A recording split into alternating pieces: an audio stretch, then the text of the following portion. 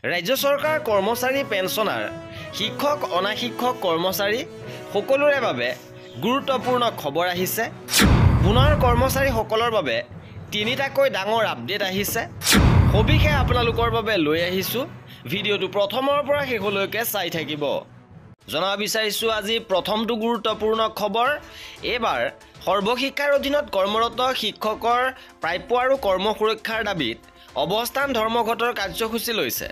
সদৌ অসম প্ৰাথমিক টেট উত্তীৰ্ণ শিক্ষক সমাজে 6টাকৈ দাবী উত্থাপন কৰিছে।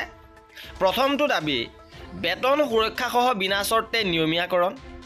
দ্বিতীয়তে দুৰ্গম অঞ্চলত কৰ্মৰত সৰ্বশিক্ষাৰ অধীনস্থ শিক্ষকক বিশেষ ভাত্তা প্ৰদান কৰা।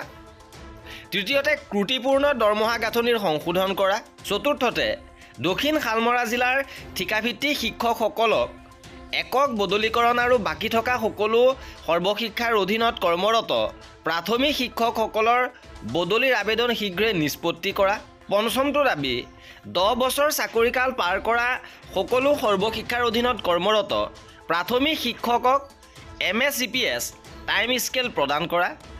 ষষ্ঠতে সৰ্বশিক্ষাৰ অধীনত কৰ্মৰত প্ৰাথমিক শিক্ষকসকলৰ বাবে থকা ৰাজ্যপাল অনুমোদিত নিৰ্দেশনাৰ প্ৰতিটো দফা দাড়ি কমাসহ ৰূপায়ণ কৰা। আৰু এই দাবী উত্থাপন কৰিছে সদৌ অসম প্ৰাথমিক টেট উত্তীৰ্ণ শিক্ষক সমাজে।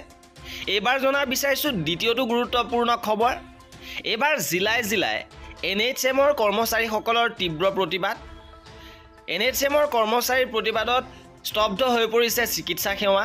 আৰু 6 মাৰ্চলৈকে এই প্ৰতিবাদী কাৰ্যসূচী ৰূপায়ণ কৰিব।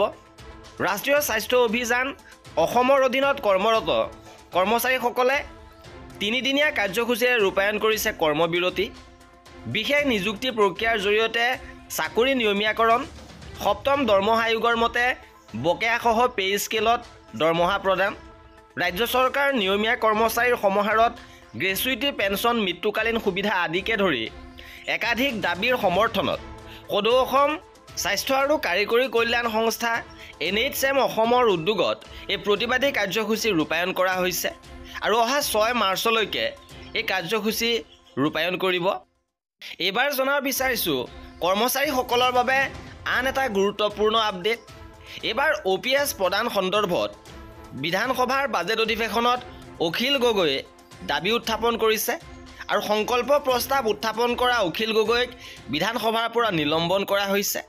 আৰু চৰকাৰ ফালৰ পৰা এই সন্দৰ্ভত কি উত্তৰ প্ৰদান কৰিছে আপোনালোকক জনাব বিচাৰিছোঁ। ৰাজ্যৰ কৰ্মচাৰীসকলক OPS প্ৰদানৰ দাবী সন্দৰ্ভত মন্ত্ৰী চন্দ্ৰমোহন পাটোৱাৰীয়ে সদনক জনাই যে 2005ৰ পৰা চৰকাৰী কামত নিযুক্তসকলৰ ক্ষেত্ৰত নতুন পেঞ্চন আঁচনি চমুকৈ NPS বলবৎ হৈছে। বেচিক পে আৰু DAৰ 10% পেঞ্চন ফাণ্ডত জমা হ'ব NPS অনুসৰি। আৰু পুৰণা পেঞ্চন আঁচনি অৰ্থাৎ OPSৰ সলনি এতিয়া সংযুক্ত পেঞ্চন আঁচনি বা UPS চৰকাৰী বিষয়া কৰ্মচাৰীসকলক অন্তৰ্ভুক্ত কৰাৰ কথা বিবেচনা হৈছে। আৰু UPSৰ চূড়ান্ত পদ্ধতি এতিয়াও হৈ উঠা নাই, প্ৰচেষ্টা চলি আছে। কৰ্মচাৰীসকলে NPS নাইবা বিকল্প হিচাপে UPS বাছনি কৰিব পাৰিব। কিন্তু OPS প্ৰদানৰ বিষয়টো চৰকাৰে নাকচ কৰিছে। আৰু এয়া আছিলে আজিৰ ভিডিঅ'টোত। কৰ্মচাৰী আৰু পেঞ্চনাৰৰ প্ৰতিটো আপডেট পাই থাকিবৰ বাবে আমাৰ চেনেলটো ছাবস্ক্ৰাইব কৰি ৰাখিব। ভিডিঅ'টো শেষলৈকে চোৱাৰ বাবে বহুত ধন্যবাদ।